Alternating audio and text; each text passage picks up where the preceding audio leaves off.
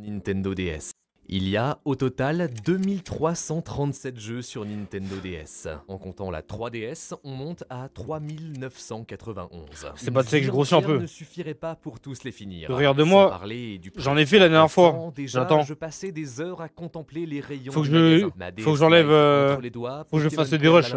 Fasciné par ce mur de jeu que je n'aurai jamais. Jusqu'à ce que, un jour, mon père m'offre ça. R4. Oh là là là là. DS. Les seuls mots inscrits sur cette mystérieuse cartouche noire qui ont changé ma vie. Avec 154 millions d'unités vendues, la cartouche de la folie. Hein. La DS a façonné l'imaginaire de toute une génération. Si t'as mon âge, alors forcément t'as grandi avec Zelda Phantom Hourglass, PictoChat, Cooking Mama, Mario Kart, Professor Layton, Nintendogs. Mais s'ils étaient aussi populaires, c'est parce que tous ces titres, tu pouvais y jouer à partir d'une seule cartouche. Imagine un catalogue gigantesque pour à peine 20 €. Voilà la promesse de la R4. Un rêve pour n'importe quel enfant et le pire cauchemar de la folie, hein. Comment une telle cartouche a pu exister? Quelle est l'histoire de la R4 et qu'est-ce qu'elle est devenue? Pardon. C'est Teromic et aujourd'hui on parle d'une histoire qui a bouleversé le monde du jeu vidéo. De l'âge d'or du piratage, d'une cartouche magique et de la guerre je voulais tellement une R4 pour la faire disparaître. Hey, abonne-toi. D'où vient la R4? À sa sortie, la Nintendo DS est une révolution. Héritière du légendaire Game Boy, elle se démarque par ses deux écrans dont un tactile, comme le montraient les pubs de très bon goût.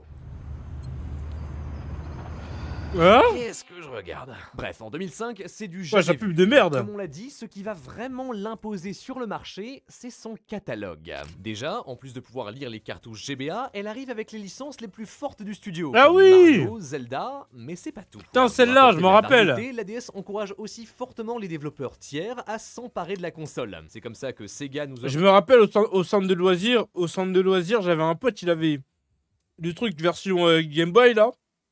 Et jouer à Spider-Man sur celle-là, exact celle-là, pas genre la toute première DS, pas la DS Lite. Et ses OST du feu de Dieu. Et le jeu était vraiment énervé en plus. Intelligent System arrive avec les magnifiques Advance Wars et que Level 5 dévoile l'incroyable Dragon Quest 9 avant d'enchaîner sur les Professor Layton. Pour eux, ce qui rend la console si attractive, en plus d'avoir le monopole sur le marché des consoles portables, c'est sa sécurité. Déjà, les cartouches DS sont chiffrées, impossible d'en lire le contenu autrement qu'avec la console. Ensuite, cette dernière utilise des checksums, une manière de vérifier si le contenu de la cartouche n'a pas été modifié. Ça t'empêche d'utiliser des outils de triche comme un action replay pour au hasard te donner 999 Master Ball sur Pokémon. Finalement, si après tout ça, le firmware de la DS détecte une irrégularité sur la cartouche, elle va juste refuser de la lire. Pour l'époque, c'est solide, surtout Nintendo sort rapidement la DS Lite, supérieure en tout point à la tank et encore plus sécurisée. Alors très tôt, t'as bien quelques tentatives de hack qui utilisent la fonction Wi-Fi ou alors le port GBA avec moins de verrous pour contourner les protections de la console, mais c'est galère, ça marche pas tout le temps et surtout ça te permettait que de jouer à des jeux non officiels, parce que les vrais, eux, étaient toujours chiffrés. Ainsi, pendant ces 2 premières années, la DS tient bon et profite d'un démarrage très solide en tapant les 15 millions d'unités vendues. Mais en 2007, tout change.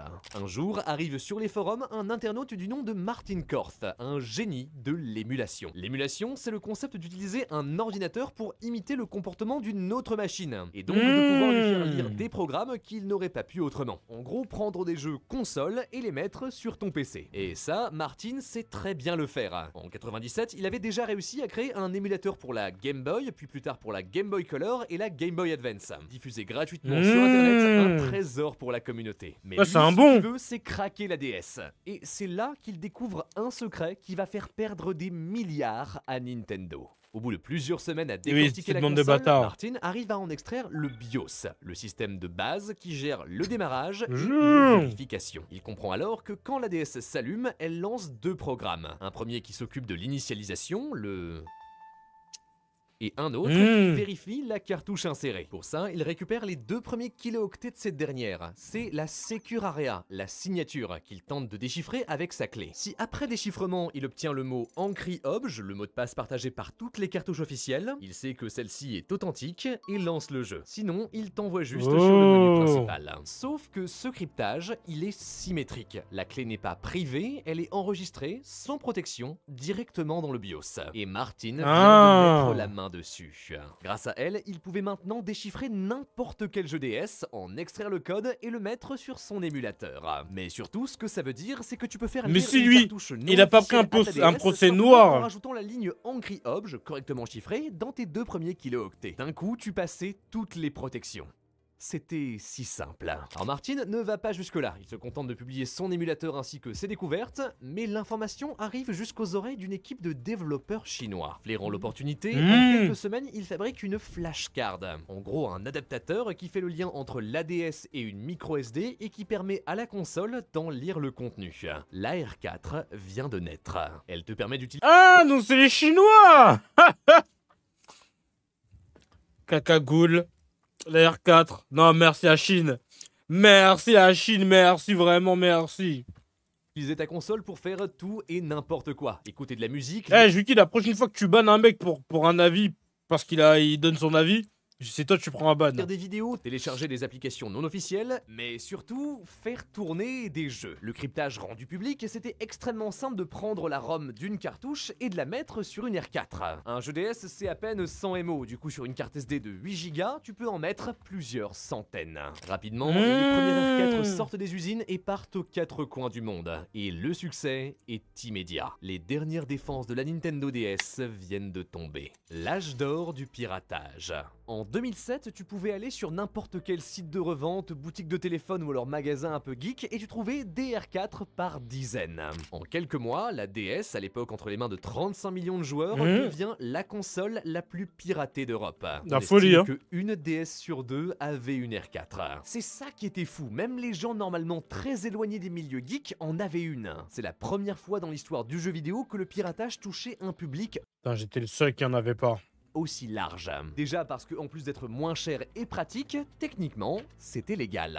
L'émulation est protégée par la loi. Si, imaginons tout ce que tu faisais avec tes R4, c'était écouter de la musique ou alors jouer à des jeux indés ou des jeux officiels mais dont t'avais vraiment les cartouches chez toi, aucun souci. Sauf que, dans les faits, rien ne t'empêchait d'aller sur Mega Upload et de télécharger l'entièreté du catalogue de la console. Quand il n'était d'ailleurs pas directement mis sur la carte SD vendue avec la R4. Alors oui, ça devient du piratage, mais bon, tout le monde le fait. Et surtout, deuxième raison, parce que c'était super simple. Tu voyais des tonnes de tutoriels, certains te donnant des solutions clés en main. Genre même moi, à 7 ans, je comprenais comment télécharger un point NDS et comment le mettre sur ma cartouche. Mais tu sais qu'il dit, même moi à 7 ans, mais la tête d'homme, un petit de 7 ans qui grandit avec les tutos, ce sera plus simple à faire que pour un adulte qui a jamais connu. Hein. Résultat, le marché des flashcards explose. La team originale en sort rapidement une deuxième, puis une troisième version encore plus performante et avec plus de mémoire. Mais le succès, ça attire la concurrence. En Chine, d'autres équipes tentent de s'imposer sur le marché avec leurs propres cartouches, comme les Ace Card, les Sky ou les Cyclo. Mais malheureusement, la plupart préfèrent juste créer des contrefaçons, des fausses R4. Ça rend le marché très confus pour les consommateurs, incapables de savoir d'où venaient leurs cartouches et donc à qui s'adresser en cas de problème. Sur quel site aller pour télécharger de nouveaux jeux ou alors faire des mises à jour. Sans parler des arnaques, des R4 défectueuses vendues comme des vrais ou celles comme les R4i avec une time bomb à l'intérieur. Un programme qui bloque artificiellement la cartouche après un certain temps pour t'obliger à en acheter une autre. Aucune réglementation, aucune traçabilité, on était presque sur un marché noir. Mais même avec tout ça, la tentation de la R4 reste trop grande et elle continue de se vendre par millions. Et paradoxalement, pour la Nintendo DS, c'est très bien. Une console avec des jeux gratuits, aucune concurrence. Il n'y a rien de plus attractif que ça. Résultat, les ventes explosent. En 2009, elle passe la barre des 100 millions d'unités vendues. Un an plus tard, en 2010, elle est à 132 millions. Du jamais vu. Mais ça, c'est pour la console. Du côté des jeux, par contre, c'est désastreux. Déjà, la R4 était la cartouche parfaite pour les tricheurs. Tu te rappelles peut-être de l'Action Replay, ce truc bizarre qui permettait de modifier les valeurs du jeu. Avec les bons codes, tu pouvais donc te mettre vie infinie ou alors juste trouver des Pokémon légendaires dans les hautes herbes. Le rêve de tout gamin. Sauf qu'en vrai, c'est un peu relou, c'est galère, il faut rentrer des codes précis et c'est une chance de niquer ta cartouche. Mais avec la R4, pas besoin de ça. Rien de plus simple, tout est déjà programmé dans l'interface. Tu checkes des box pour activer ou désactiver les triches que tu veux. Et voilà. Ça rendait notamment le multijoueur en ligne de Mario Kart complètement injouable, rempli de mecs qui avaient des étoiles infinies ou qui s'envolaient. Mais surtout, la prolifération des R4 fait drastiquement baisser la vente des vrais jeux. Selon une étude, en 2010, les jeux de Nintendo DS avaient été piratés Bon courage, hein. 238 millions de fois, principalement en Italie, en Espagne et en France. Les jeux les plus téléchargés, Pokémon Platine, Diamant, Soul Silver, puis Mario Party, Mario Bros, Mario Kart et enfin Dragon Normal, hein. Quest 9. Si on considère que chaque buzz, petit hein. téléchargé est une vente de moins, alors on monte à 941 millions de... Après, faut pas penser comme ça, parce qu'à tête de homme, il y en a plein qui achèteraient même pas le jeu, franchement. Parce que les jeux, ils étaient tarpin chers. Ça veut dire qu'il y a des gens, sans le piratage, ils auraient jamais découvert les jeux. Globalement, même, le piratage, c'est un allié c'est l'allié de Nintendo, justement. Et comme ça donne là le buzz et tout, plein de gens y découvrent, et il y en a, ils finissent par acheter parfois, tu vois. Et la DS, il achèterait pas. Oui, bah oui, c'est pour ça. dollars de perte.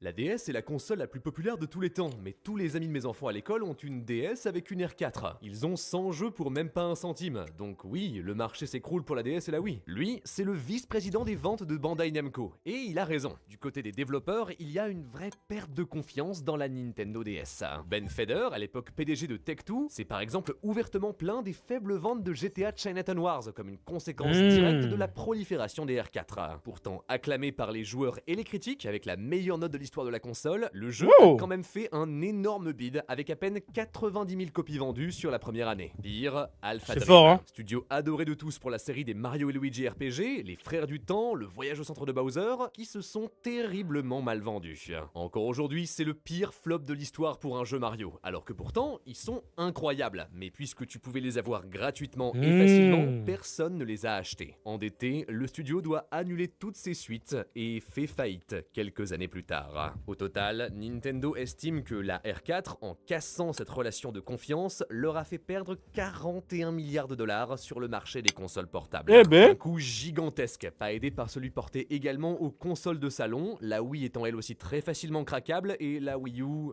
c'est la Wii U. Au début des années 2010, l'entreprise a bien la Wii U, connard. Il faut riposter. La guerre secrète de Nintendo. Le problème, c'est que, qu'est-ce que tu fais face à la R4 ?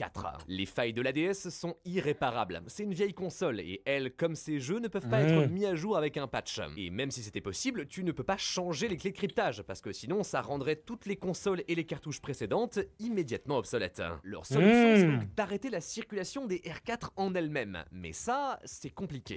Nintendo lance bien un site anti-piratage La Wii U, parle bien de la Wii U. qui te regarde d'un air insistant et qui t'ordonne de signaler les jeux piratés que tu vois. Pas un grand succès. Oui, bon, Ils contactent oui, bon. aussi les revendeurs pour leur demander de retirer toutes les flashcards de leur boutique. Certains acceptent, mais la plupart, dont les plus gros comme Amazon, font la sourde oreille. Ça ne règle rien. Même en s'alliant avec 54 autres entreprises japonaises pour faire pression sur eux, les cartouches continuent d'inonder le marché. Il faut donc remonter à la source et s'attaquer à ceux qui fabriquent. Faut aller les en R4. Chine, hein. Malheureusement, même quand tu t'appelles Nintendo, attaquer une entreprise chinoise en Chine, c'est pas possible. Courage, À hein. la place, ils se rabattent sur Divineo, un groupe français, sauf que ça ne se passe pas comme ils veulent. Comme on l'a dit, les ROM et l'émulation, c'est légal. Le crime est techniquement du côté des consommateurs qui font le choix d'enfreindre le copyright de Nintendo en les partageant. Mais les constructeurs, eux, ils font juste des cartes SD. C'est pas parce que tu peux utiliser un objet pour faire quelque chose d'illégal qu'on doit forcément l'interdire. Parce que sinon, on interdirait tout, même ce couteau que j'ai utilisé pour tuer quelqu'un. Et c'est vrai qu'à la base, la R4 s'est présenté comme un outil pour les créateurs indépendants. En l'absence de jurisprudence, c'est très dur de prouver que le constructeur contribue au développement du piratage. Et malgré plusieurs appels, le tribunal français tranche, Nintendo perd son procès. Une victoire majeure pour la R4, qui prolifère encore plus. Certains revendeurs en font même maintenant ouvertement de la pub. Plus globalement, la fin des années 2000 marque un retour en force pour le piratage dans le monde du jeu vidéo. À côté de Nintendo, Sony a aussi beaucoup de mal avec la PSP, craquée dès son premier jour de sortie, tandis que Ubisoft, EA et Microsoft tentent d'instaurer des mesures très contraignantes pour les joueurs, comme une connexion constante à Internet pour jouer ou l'impossibilité de partager ses jeux. Sans surprise, c'est très mal reçu. Nintendo, meurtri, doit changer de tactique. Déjà, l'entreprise encourage les studios à coder des mesures anti-piratage directement dans leurs jeux. Ce genre d'écran, c'est pas nouveau, d'ailleurs beaucoup de jeux en avaient, mais certains étaient plus subtils que d'autres. Par exemple, si tu lances Chrono Trigger, un RPG incontournable de son époque sur une cartouche non officielle, à première vue tout se passe bien. Tu profites du jeu, tu bats des monstres, jusqu'à ce que tu arrives à la fin de l'introduction, quand on te demande de sauter dans un portail pour aller sauver ton ami, et donc vraiment démarrer l'histoire. Toi, tu le fais, et plus rien. Coincé dans un chargement infini, le jeu t'empêche de continuer. Ah, les Comment il bâtards. sait qu'une cartouche est piratée? Alors, C'est il y a peut-être une plusieurs level méthodes. chaque galaxie, Certains je suis vers la vérifient fin. la taille de la NAND flash, en gros le stockage, normalement fixe pour toutes les cartouches officielles, mais qui peut varier avec une R4. D'autres préfèrent cacher du code dans des endroits normalement inaccessibles de la cartouche, mais qu'une carte SD peut lire. Ça te permet d'activer des fonctions uniquement sur les versions piratées, genre des barrières artificielles comme Dragon Quest V qui se bloque dans le bateau du début du jeu, ou Final Fantasy Crystal Chronicle qui, après 20 minutes de jeu complètement normal, te met juste un thank you for playing. C'est un peu comme si t'avais piraté une démo, genre on est sympa, on te montre à quoi ça ressemble, mais si t'aimes, alors t'achètes. À l'inverse, par contre, il y en a qui s'en fichent complètement, ils sont là pour se foutre de ta gueule. Si sur ta R4 tu lances Ace Attorney Investigation, le spin-off de Phoenix Wright, rapidement tu te rends compte que tout est écrit en hiéroglyphes. Tu comprends rien. À 90% de dialogue, c'est dur. Le pire, c'est peut-être Pokémon Noir et Blanc. Dans leur cartouche, ils ont un composant secret, et si le code ne les reconnaît pas, alors il empêche tes Pokémon de gagner de l'expérience. C'est extrêmement frustrant. T'as l'impression de pouvoir jouer, mais sans progresser. Au début, ces mesures sont efficaces. Pour les mecs, alors que maintenant il y a les ROM. Les mecs, hein. De flashcards Il y a les ROM maintenant. Mais ça ne dure pas. Dans les mois qui suivent, les fabricants décortiquent ces nouvelles protections et sortent des patchs ou alors des nouvelles cartes qui les contournent. Du coup, t'en rachètes, donc pour eux, c'est encore plus rentable. Nintendo répond alors en sortant la DSi, version améliorée de la Lite. En plus de retirer le port GBA pour entraver la triche, elle vient avec un système de mise à jour par internet pour combler les potentielles failles. Sur le papier, c'est super, mais encore une fois, les hackers trouvent un moyen de la craquer. On sort de nouvelles flashcards qu'on patch à chaque mise à jour et le cycle continue. Ah, c'est gars. le problème de la lutte contre le piratage. Tu joues constamment au chat et à la souris. Les hackers ont toujours un coup d'avance. Eh oui. Pour arrêter, il faudrait une nouvelle console.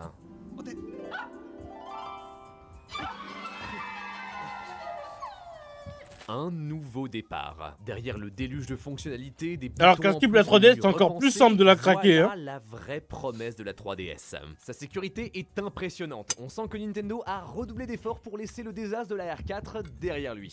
Ironiquement, sa première protection, c'est l'émulation elle-même. Afin de pouvoir lire les jeux de la génération précédente sans risque de hack, la console émule une DS dans un espace isolé, sans contact avec le reste de ses programmes. Donc même si craquer le mode DS reste simple, ça ne t'amène à rien. Ainsi, même si rapidement la R4 Gold prétend être compatible avec la 3DS, elle ne te permet en réalité que de jouer à des anciens jeux. Les nouveaux, eux, ont un tout nouveau chiffrage sur un système encore inconnu des hackers, mis à jour par des patchs réguliers. Mais malheureusement, ça ne dure pas. 2 ans plus tard, en 2013, un nouveau concurrent arrive sur le marché. Gateway, qui propose une flashcard capable de jouer aux jeux 3DS. Alors, comment ils ont fait? En fait, ils n'ont pas une cartouche, mais 2. La première, la bleue, utilise le mode DS pour accéder au seul lien que ce dernier a avec le reste de la console. Le profil du joueur, celui que tu rentres dans les paramètres. C'est le nom que tu te donnes au début qui te sert notamment pour le online. Et là, elle le remplace par une longue série de caractères qui sature la mémoire de la console.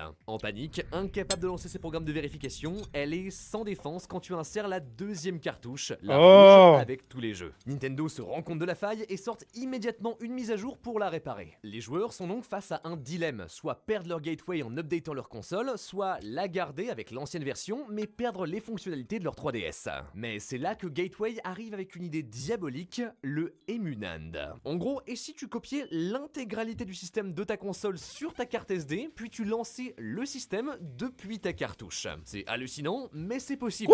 Cette faille-là, impossible de la colmater. Gateway tu peux reboot. Wesh. Et rapidement, la concurrence arrive. Tu vois apparaître des clones comme la Ace. Attends, donc tu peux émuler la DS depuis une carte SD, mais c'est une folie. 3DS Plus ou des R4 avec la R4i Gold 3DS Plus. Sauf que ça, Gateway, ça ne leur plaît pas du tout. En fait, il faut savoir que contrairement à ce que tu pourrais croire, la grande majorité des hackers ne sont pas des pirates. C'est juste des gens qui veulent profiter au maximum des fonctions de leur console pour genre développer des trucs ou modder leur jeu, en toute légalité. Donc même si c'est paradoxalement leurs découvertes qui servent de base au piratage, beaucoup d'entre eux sont contre ça et se battent activement pour le limiter. Car ce sont des passionnés de jeux vidéo qui en connaissent les conséquences sur leur industrie. Mais Gateway, ce ne sont pas ces gens-là. Leur objectif, c'est de faire de l'argent. Et Ah pour bah. eux, la concurrence, ça s'élimine. Dans une mise à jour, ils rajoutent un programme qui vérifie si la cartouche que l'utilisateur lance est bien une cartouche Gateway. Si c'est un clone, alors ils saturent entièrement la mémoire et corrompent la cartouche et la console avec. Diabolique. Ah, les Leur plan est de détruire bâtards. la réputation de toutes les autres marques pour finir par être les seuls sur le marché. Officiellement, par contre, ils s'en cachent et rejettent tout problème sur leurs compétiteurs. Mais la communauté n'est pas dupe. Et rapidement, Gateway devient l'homme à abattre. C'est fou, mais on vient d'entrer dans une guerre interne. Et on sait, la meilleure manière de couler Gateway là-dedans, c'est de proposer un meilleur service. Et justement, en 2014, le vent tourne quand Smea, un hacker visiblement francophone, bien connu de la communauté, annonce qu'il a trouvé une nouvelle faille dans la 3DS. Et elle se base sur un jeu complètement obscur, Cubic Ninja. Alors en fait, là, tu vois, t'es un cube et t'es un ninja, et tu dois faire tourner ta 3DS pour faire glisser le personnage d'un bout à l'autre de l'écran et pour passer le niveau. Donc c'est simple et pas très bien codé. En fait, le jeu a un mode où tu peux créer tes propres niveaux et les partager. Normalement, ils ont tous une limite de taille, mais ça, le jeu ne le vérifie pas. Tu peux donc créer un niveau extrêmement lourd, ou alors juste le télécharger avec ce QR code qui noie la console sous les données et fait surcharger la mémoire. Voilà la faille. Et puisque Cubic Ninja est un jeu de merde, il était trouvable très facilement pour pas cher, même si rapidement les prix explosent alors que tous les scalpers se les arrachent pour les revendre jusqu'à 500 $.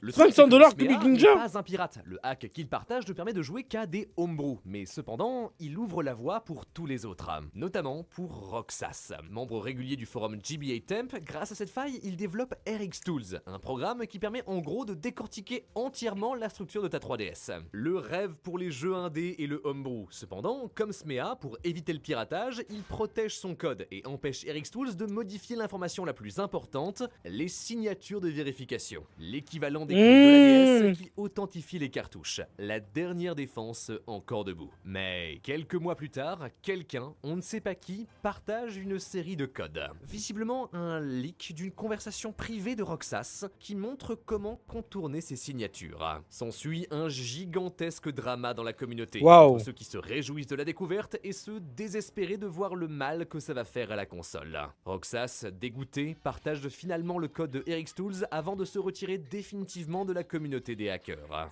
C'est fini. 4 ans après sa sortie, la 3DS est au même stade que son prédécesseur. N'importe qui peut maintenant créer des cartouches, les remplir, pirater et y jouer sur sa 3DS.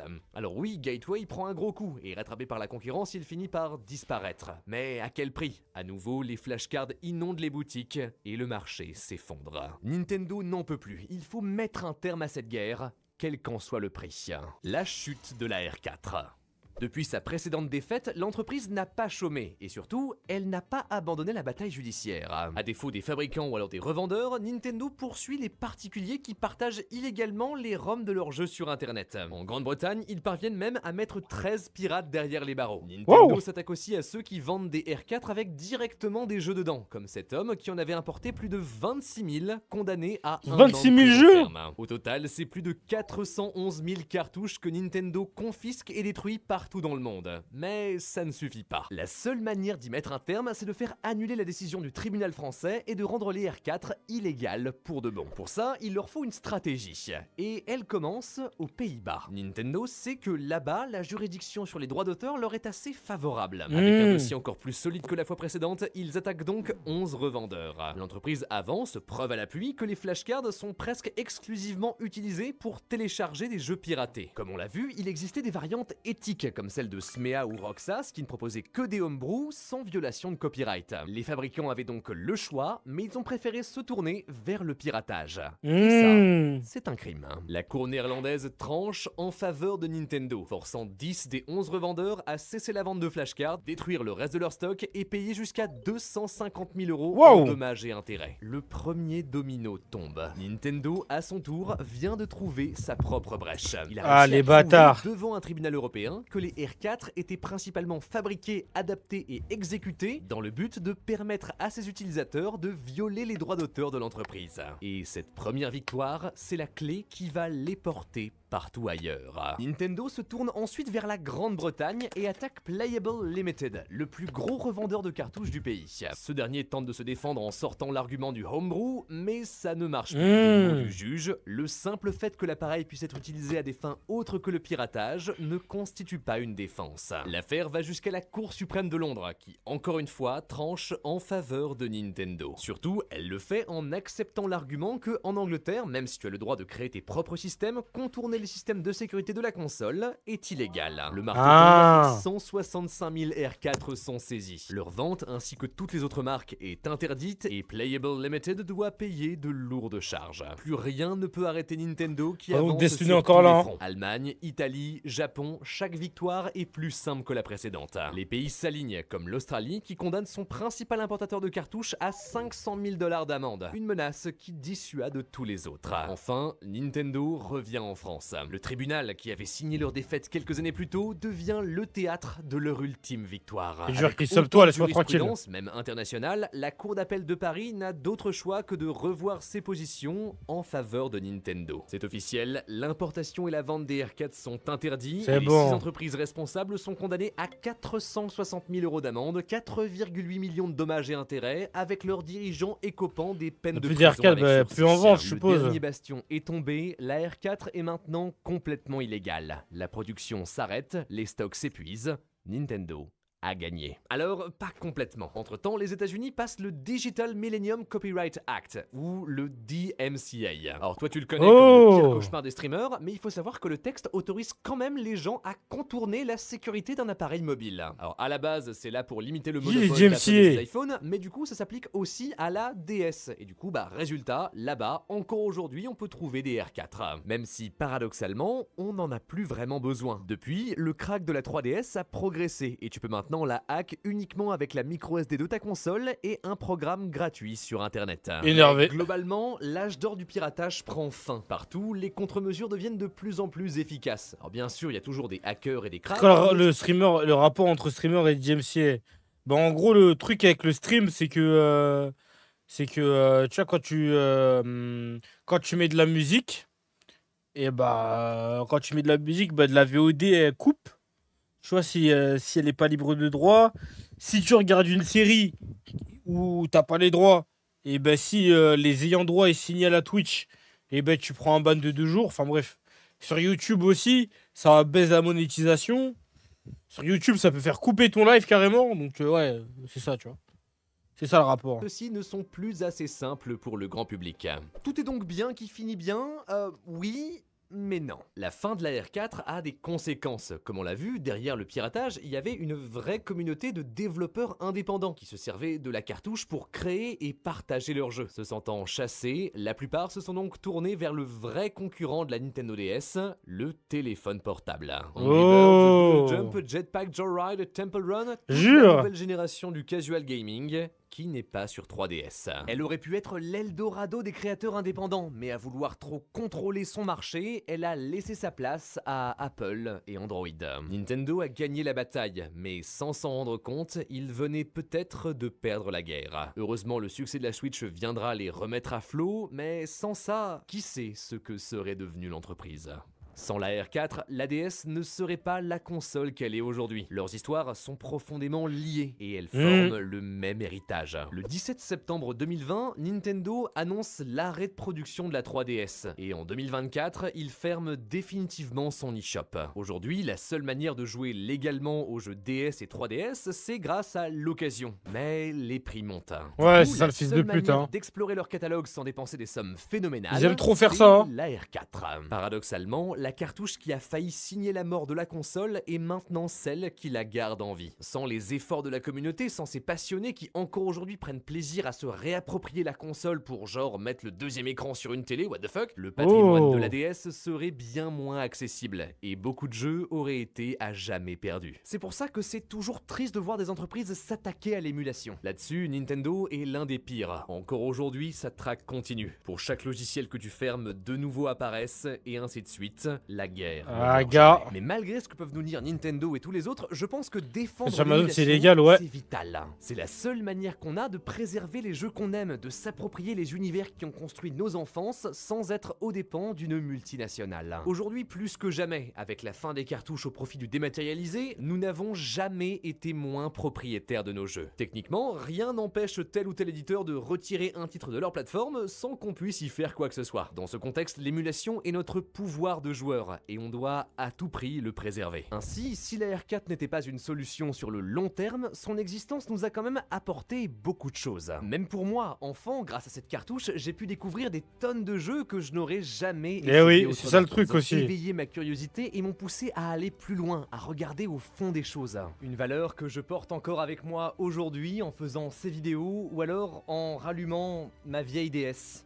Par nostalgie. Sur ce, c'était Théromique, merci de m'avoir regardé jusqu'au bout. Cette vidéo s'inspire notamment de celle de Tech Genius sur sa chaîne en anglais, c'est vraiment bien, allez voir ça. Également en description vous trouverez le lien de la chaîne de HC vous explique tout, qui m'a bien servi pour comprendre le fonctionnement de la R4, allez voir ça, c'est très cool. Encore une fois, merci de nous avoir regardé jusqu'au bout, abonnez-vous, croyez en l'âme des cartes, à la prochaine. Sympa. Message de pirate. Non, mais après en vrai de vrai, les gars, le truc qui sert le plus aux jeux vidéo, c'est le piratage. Il est là le délire aussi, tu vois.